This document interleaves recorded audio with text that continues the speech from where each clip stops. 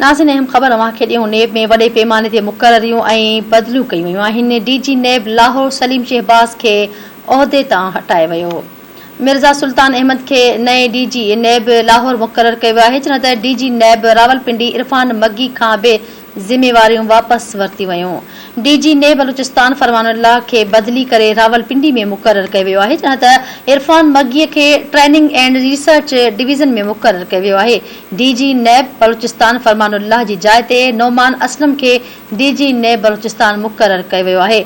मसूद आलम Khan DG नेब सखर हूंदो। फयाज़ अहमद कुरैशी नओं डीजी नेब मुल्तान मुक़ररु कयो वियो।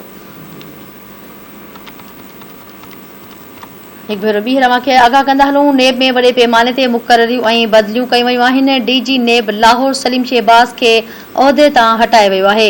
मिर्ज़ा सुल्तान अहमद खे नओं डीजी नेब लाहौर मुक़ररु कयो वियो आहे। डीजी नेब रावलपिंडी इरफान मगीअ खां बि ज़िम्मेवारियूं वापसि वरिती वयूं आहिनि। डीजी नेब बलूचिस्तान फरमानुल्लाह खे बदिली करे रावलपिंडी में मुक़ररु कयो वियो।